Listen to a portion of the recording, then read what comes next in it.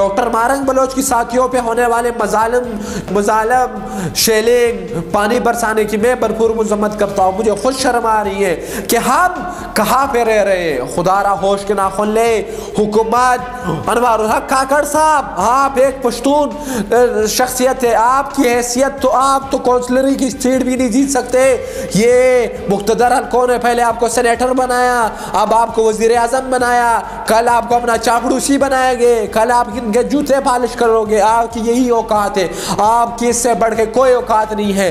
لہٰذا اپنی اوقات یاد کر کے, اپنی اوقات کو یاد رکھ کے جو ہے وہ اس عہدے سے ہٹیں گے. آپ بلوچستان جائیں گے تو لوگ آپ پہ لعنتیں کریں گے, آپ پہ جو ہے وہ لعن تان ہوگی, لوگ آپ پہ پانی برسائیں گے, آپ پہ ٹماٹر برسائیں گے. یہ سب کچھ ذہن میں رکھ کے جو ہے وہ اس طرح کے کام کرنا. یہ نہ سمجھنا کہ آپ پہ جو ہے وہ لوگ پانی نہیں برسائیں گے, یہ نہ سمجھنا کہ آپ سدا عمر جو ہے وہ موت تک جو ہے وہ وزیر اعظم رہیں گے. یہ عہدہ محض چند دنوں کا ہے. جس دن آپ سے یہ عہدہ چھین جائے گا آپ کے لیے جو ہے وہ منہ چھپانے کی جگہ نہیں ملے گی. السلام علیکم ناظرین, آپ دیکھ رہے ہیں انصاف نیوز پاکستان اور میں ہوں آپ کا میزبان جاوید خان. رات گئے جو ہے وہ اسلام آباد پولیس نے بلوچستان سے آنے والے ایک لانگ مارچ جس کی قیادت ڈاکٹر مارنگ بلوچ صاحبہ کر رہی تھی, ان پہ جو ہے وہ شیلنگ کی ہے, ان پہ جو ہے وہ پانی برسایا گیا ہے. یہ سب سے پہلے میں اس چیز کی بھرپور مذمت کرتا ہوں. ڈاکٹر مارنگ بلوچ جو کہ ایک ڈاکٹر ہے اور بڑی ینگ ایکٹیوسٹ ہے, اپنے قوم کے لیے اپنے محکوم و مظلوم عوام کی آواز ہمیشہ اجاگر کرتی ہے. انہوں نے گزشتہ تقریباً 20 دنوں سے ایک لانگ مارچ شروع کیا ہے تربت سے لے کر اسلام آباد تک. ان کے مطالبات یہ ہے کہ تربت میں ان پہ کے ایک شخص کو جبری طور پر گمشدہ کیا گیا, پھر جو ہے اس کو قتل کیا گیا. مطلب یہ ایک روز نہیں ہے, یہ ایک لاش نہیں ہے, یہ ہزاروں لاشیں, ہزاروں بے بس گرانوں کی آواز لے کے وہ اسلام آباد کی طرف آئی.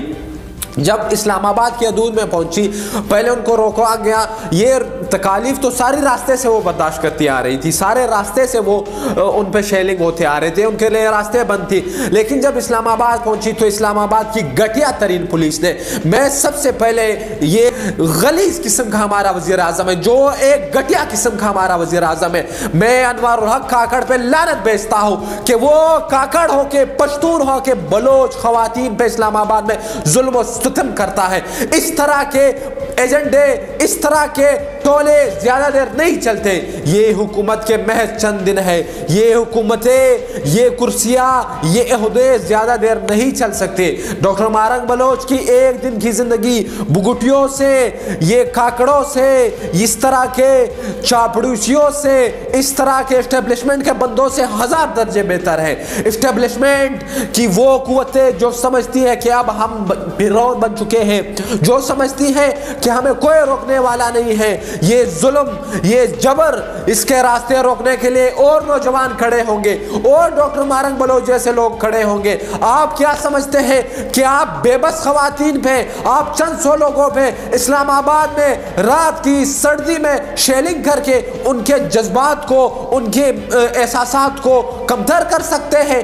ایسا ممکن ہی نہیں ہے. وہ جو ہے وہ کفن باندھ کے آئے ہیں, ان کے گھروں کو آپ لوگوں نے اجاڑا ہے, ان کے بچوں کو اغوا کیا ہے آپ لوگوں نے. یہ ریاست جو ہے دہشت گرد ریاست, ہم نے اس ریاست کو بنا دیا ہے پرامن ریاست جو اسلامی جمہوریہ پاکستان کے نام پہ بنی تھی. اس ریاست کو آپ نے اسلامی جمہوریہ گنڈہ گردی کی ریاست بنا دیا ہے. کیا آپ ڈاکٹر مارنگ بلوچ کے جیسے نوجوانوں پہ, ان جیسی بچیوں پہ, ان خواتین پہ رات کے اندھیرے میں چوروں کی طرح, دشمنوں کی طرح وار کرتے ہو؟ کیا آپ کو نڈر کہتے ہو؟ آپ لوگوں کو شرم آنی چاہیے ہے. سب سے پہلے بوجھل دل سے اس واقعے کی مذمت کرتا ہوں. رات گئے اسلام آباد پولیس نے جو گھٹیا حرکت کی, یہ ایک خوف ہے, یہ اسٹیبلشمنٹ کو اپنا خوف نظر آ رہا ہے. وہ سمجھ چکی ہے کہ اب ہماری فرونیت کا وقت ختم ہونے کو جا رہا ہے. یہ ان ٹولوں کو اب سمجھ آ چکا ہے کہ اب یہ آواز ہم کہاں سے بند کریں گے. آپ کو چاہیے تھا کہ بلوچستان سے آنے والے لانگ مارچ کی آپ جو ہے استقبال کرتے, ان کو خوش آمدید کہتے, ان کے ساتھ بیٹھ کے ان کے مطالبات سنتے, اگر وہ 1500 کلومیٹر چل کے آئے ہیں تو کوئی دل کی بڑاس نکالنے آئے ہوں گے. آپ لوگوں نے ان پہ شیلنگ، ان پہ پانی برسا دیا. اس ترتیب میں اس گھٹیا وزیر اعظم انوار الحق کاکڑ کو یہ بتانا چاہتا ہوں کہ آپ کی یہ کرسی کے چند دن ہے، یہ چاپڑوسی کے چند دن ہے. یہ کرسی آپ کو عوام نے نہیں دی، یہ آپ کو اسٹیبلشمنٹ کے مقتدر حلقوں نے ایک تحفہ دیا ہے. یہ تحائف زیادہ دیر تک نہیں چل سکتے.